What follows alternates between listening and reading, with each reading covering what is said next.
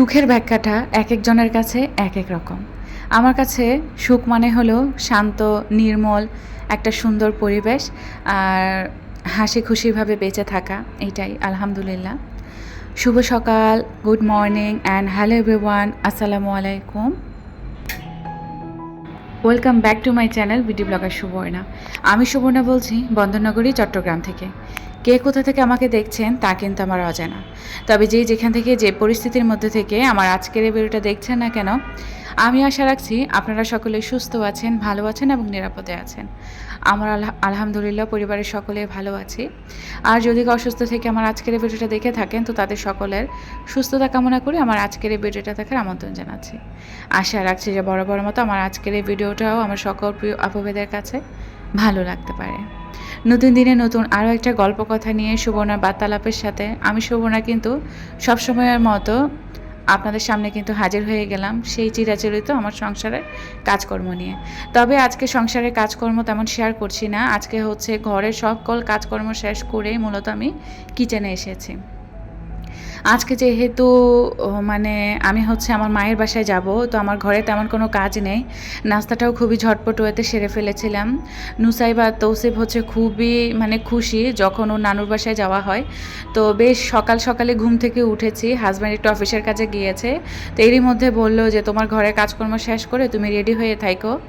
তো আমি হচ্ছে আজকে চট্টগ্রামের যে বাণিজ্য মেলা ওটাতে যাব, 15তম মনে হয় এসএমই যে বাণিজ্য মেলাটা হচ্ছে চট্টগ্রামের যে ফলো গ্রাউন্ড মাঠে, ওখানে যাব। তো সকাল সকালে একদম ঘরের কাজকর্ম সব শেষ করে ভাবলাম এখনও যেহেতু অনেক টাইম আছে, কিচেনের এই যে কাজগুলো সেগুলো একটু শেষ করে ফেলে। যেমন আমার ডিমের ঝুড়িতে হচ্ছে ডিম শেষ হয়ে গিয়েছে, সেগুলো রিফিল করা বাকি ছিল। তো ডিমের ঝুড়িতে ডিমগুলো এক এক করে ম্যাজিকের সহিত রেখে দিচ্ছি। তবে ভিডিওতে যেই সুন্দর করে ম্যাজিকটা দেখতে পাচ্ছেন, আদৌ কি আমাদের লাইফটা এরকম ম্যাজিকের মতো হয় না? যদি ম্যাজিকের মতো হতোই তাহলে কিন্তু খুব ভালোই হতো। আমাদের জীবনটা আসলে এক একজনের এক এক রকম বৈচিত্র্যময়ভাবেই কাটে। তো আমার এই ডিমের ঝুড়িটা আপনাদের এত বেশি পছন্দ আর এত বেশি এনকোয়ারিজ আসে আমার কাছে, কি বলবো। তো আসলে ডিমের ঝুড়িটা নিয়ে ডিটেলস অনেক ভিডিওতে বলেছি, আর বলার মতো আসলে নাই। তবে ডিমের ঝুড়িটাতে যখনই আমি ডিম রাখি আমার অনেক বেশি ভালো লাগে, আর এটাকে খুব আদর করি আমি। এক প্রকার বলতে পারেন আমার ঘরের এক একটা জিনিস অনেক শখ করে কেনা এবং শখের বশে কেনা। তো এগুলা হচ্ছে শখের বশে আমি ব্যবহারও করে থাকি। তো খুব শান্তি লাগে আসলে, এগুলো ধরাছোঁয়ার মধ্যে একরকম শান্তি আছে। তো আমি যখন সকালবেলা এসেছি, তো আজকে হচ্ছে চুলা এখনও ধরানো হয়নি। রাতে হচ্ছে দুধ জাল দিয়ে রেখেছিলাম, বাবুরা আবার ঠান্ডা দুধ খেতে চায়। তো গরুর দুধটা হচ্ছে ওরা গরম গরম খেতে পারে না, তো দুধটা হচ্ছে ওইভাবে দিয়ে দিয়েছি, বিস্কুট দিয়ে আর কলা খেয়েছে এগুলাই, কারণ নানুর বাসায় যাবে, ওদের পেটে রাখে ক্ষুধা নাই। অনেক জোর জবরদস্তি করে আসলে ওই বিস্কুট দিয়ে দুধ দিয়ে এবং কলা আমি খাইয়েছি। আর আমি হচ্ছে একটা ডিম সিদ্ধ করেছি আর হচ্ছে কলা খেয়েছিলাম, দ্যাটস ইট, আর এক গ্লাস পানি। এগুলো খেয়েই মূলত আমি কাজ শুরু করে দিয়েছিলাম। তো এখানে হচ্ছে তাড়াহুড়া করেই হচ্ছে আমি এই কাজকর্মগুলো করছি। আসলে বেশ ভোরে যেহেতু উঠেছি আমি, তখন ভোরে আমার হচ্ছে খিদা লেগে গিয়েছিল, তার কারণ ওগুলো আমি খেয়ে ফেলেছি। এখনও হচ্ছে ভারী নাস্তাটা করে নিই, তার কারণ হচ্ছে ভারী নাস্তাটা না করলে আমার আবার গা কাঁপা স্টার্ট হয়ে যাবে। তো এরই মধ্যে আসলে আমি ওই হালকা নাস্তাটা করে ঘরের সকল কাজকর্ম শেষ করে কিচেনে আসলাম, ভাবলাম নাস্তাটা রেডি করে ফেলি আমার জন্য। তার আগে হচ্ছে আমার চুলা, তারপর কিচেনের কাউন্টারটপ, এগুলো সব হচ্ছে একটু নিট অ্যান্ড ক্লিন করলাম। আমার কোয়ার্টারের বাসাগুলোতে যেহেতু উড়ানি পোকা একদম অতিষ্ঠ করে ফেলছে, তো উড়ানি পোকার জ্বালায় আমি অতিষ্ঠ। তো দেখা যায় কি কিচেনে কাজ শুরু করার আগে আমি হচ্ছে সালাম দিয়ে কিচেনে ঢুকে দেন চুলা টুলা সব কিছু একদম রাতে ক্লিন করে শুই, আবার সকালে হচ্ছে আবার এগুলো নিট অ্যান্ড ক্লিন করি, তারপরে মূলত আবার কিচেনের কাজগুলোতে আমি হাত লাগিয়ে থাকি। তো এইখানে হচ্ছে আমার অয়েল জারগুলো ফাঁকা হয়ে গিয়েছিল, একটা ছোট সানফ্লাওয়ারের তেল এনে, সরিষার তেল, সয়াবিন তেল, যেসব জারে যেই তেলগুলো আমার রাখতে হবে সেই তেলগুলো আমি রেখে দিয়েছি। একদম নিট অ্যান্ড ক্লিন অর্গানাইজ একটা কিচেন, এরকম সব মেয়েদেরই সাজানো গুছানো একটা স্বপ্ন, যেটা সত্যি কথা। অনেকে আমাকে কমেন্ট করেন, আপু আপনার কিচেনটা সবসময় এরকম সাজানো গুছানো থাকে কি না। আসলে না, আমিও তো মানুষ, আমারও জড়তা কাজ করে, তো অপরিষ্কার হয়ে আবার সুন্দর করে নিট অ্যান্ড ক্লিন করে ফেলে। আর আমার চুলার সামনে যে স্টিকারটা আছে না, হিটপ্রুফ ওয়াল স্টিকারটা, কাউন্টারটা, এটা আসলে এত উপকার হয়েছে কি বলবো, এত তেল কাস্টে যায় তবুও আসলে প্রত্যেকটা দিনেরটা প্রত্যেক দিন আমি ক্লিন করে ফেলার কারণে এখনও পর্যন্ত অনেক ভালো আছে। আর একটু তেল কাস্টেও থাকে না। মানে এই কম দামে আসলে ওয়াল স্টিকারটা কিনে আমি অনেক বেশি জিতে গিয়েছি, যেটা সত্যি কথা। আমার কিচেনের যে কাউন্টারগুলোতে যেই স্টিকার দিয়েছে ওগুলো আসলে এত ভালো না, বাট চুলার সামনেটা এত পরিমাণ ভালো। আবার কাউন্টার টপের উপর যেগুলো দিয়েছে ওগুলোর অনেক দাম ছিল, আর যেটা চুলার সামনে দিয়েছে ওটা একটু কম দামে পেয়েছি। মানে কথায় আছে না, দামে কম মানে ভালো, সেরকমটা হয়ে আছে। তো কিচেনের সকল কাজকর্ম শেষ করে আমার বাবুরা হচ্ছে কিছুই খাবে না, আমি নিজের জন্য হচ্ছে ব্রেড দিয়ে ডিম দিয়ে একটু সস দিয়ে একটা টোস্ট করে নিয়েছি হালকা তেলে, একটু মানে তেল কম দিয়ে খাওয়ার চেষ্টা করছি। আর ফ্রুটস হিসেবে হচ্ছে আঙ্গুর আর কলা ছিল, কলা সকালবেলা খেয়েছি এই জন্য কলা নিলাম না, ভাবলাম আঙ্গুরটাই নেই। আর হচ্ছে ধোঁয়া ওঠা 1 কাপ দুধ চা, আর চিনি কম দিয়ে আসলে কড়া লিকারে।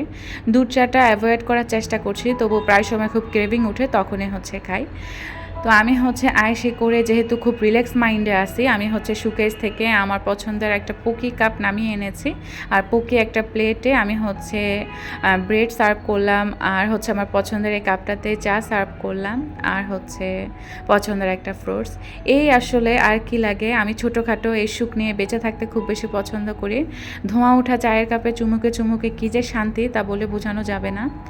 তো বেলকনিতে চলে এসেছি নাস্তা নিয়ে, আর খুব আয়েশ করে হচ্ছে আমি নাস্তাটা খাচ্ছিলাম। আমার এত বেশি ভালো লাগছিল বলে বোঝানো যাবে না।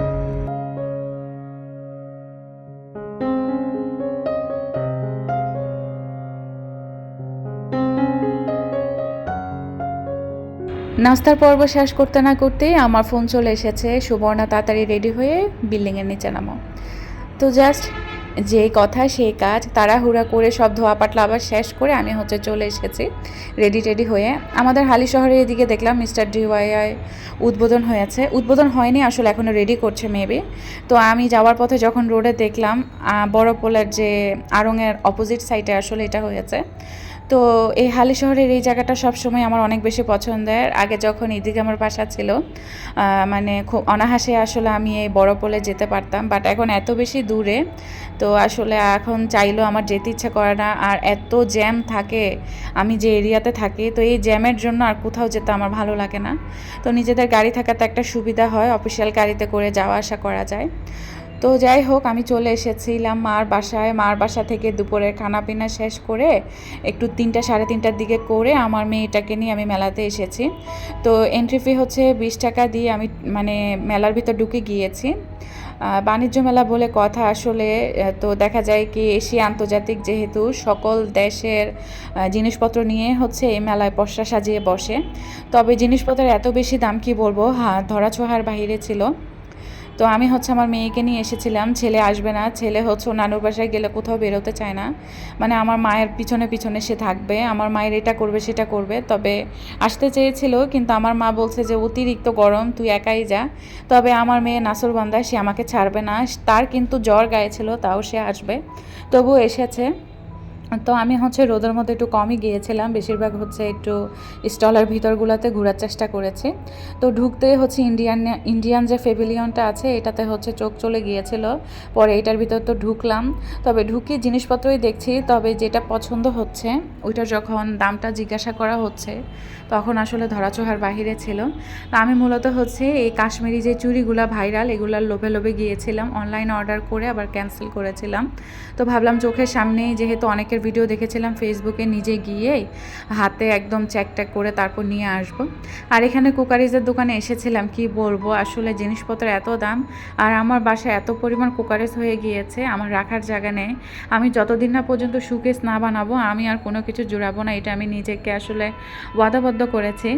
মানে না পারলেই আসলে আমি কেনাকাটা করতেছি না, যেটা সত্যি কথা। মনে যদি ধরে কুকারিজের জিনিসটা যে এটা আমার মনে ধরেছে এটা আমার লাগবে, তখন গিয়ে হচ্ছে আমি ইনভেস্টটা করি, আদারওয়াইজ হচ্ছে আমি নিজেকে কন্ট্রোল করে রেখেছিলাম।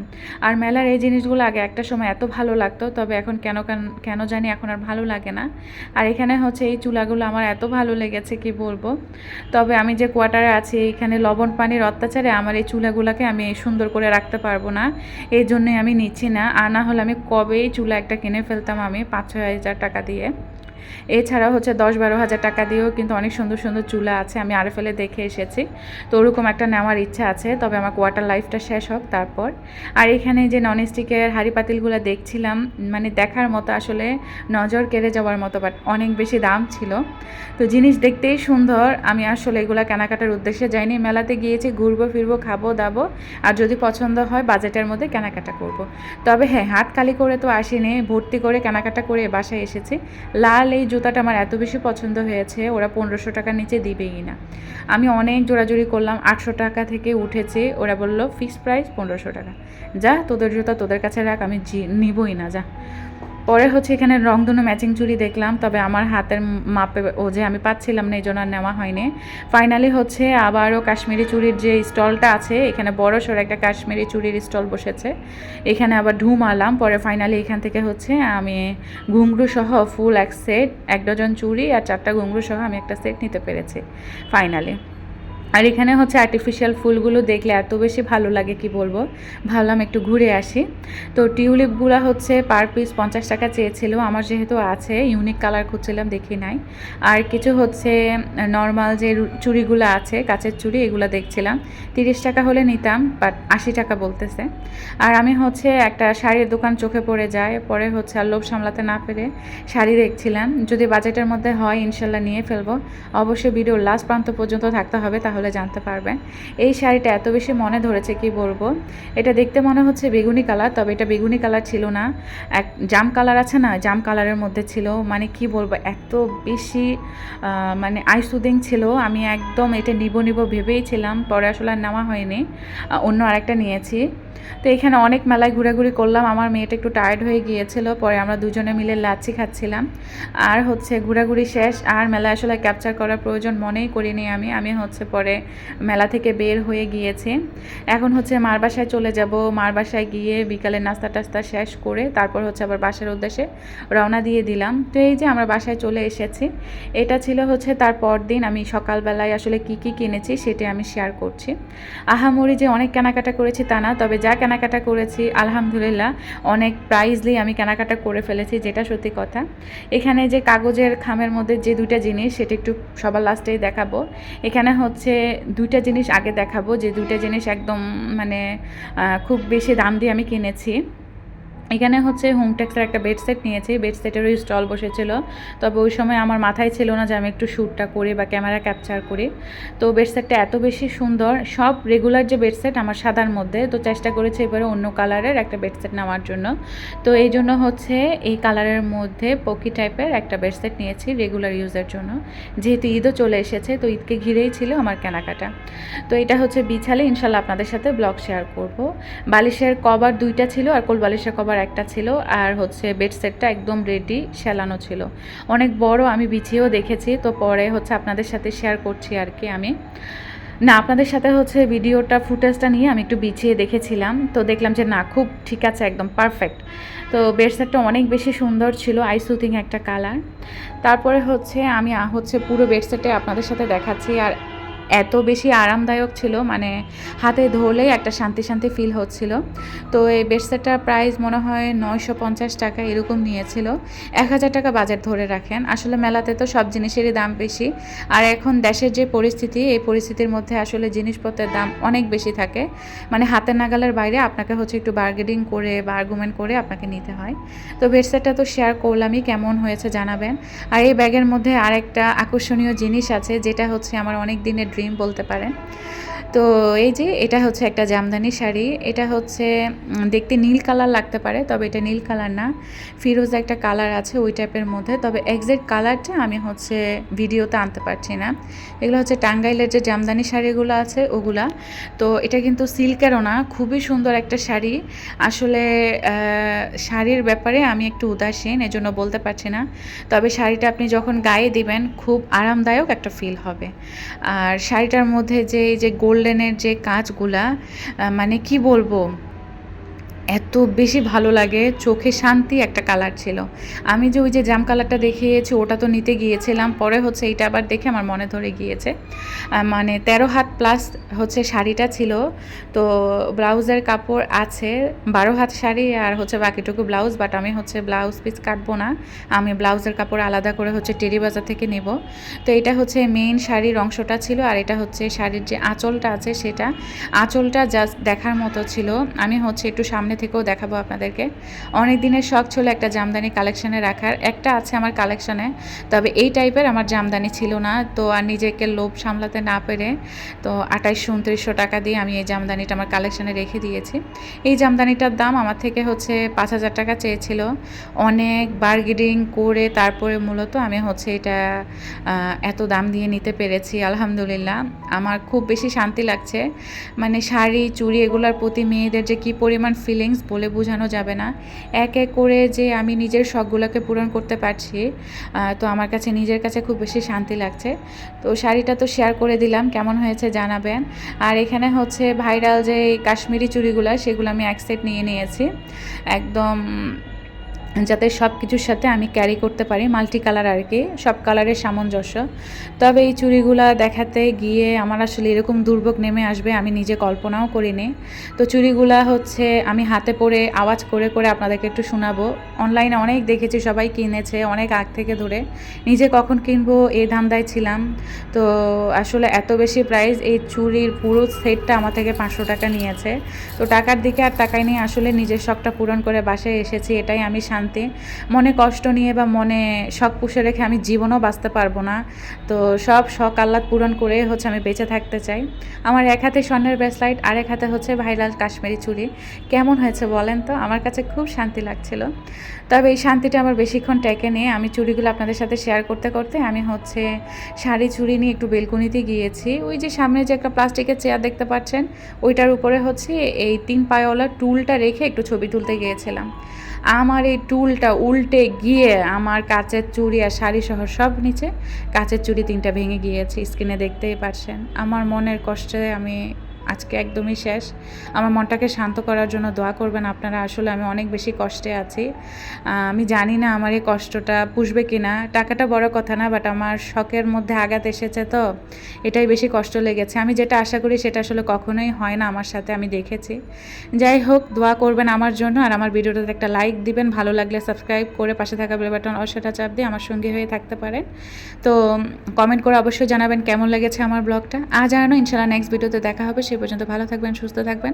আল্লাহ হাফেজ, আসসালামু আলাইকুম।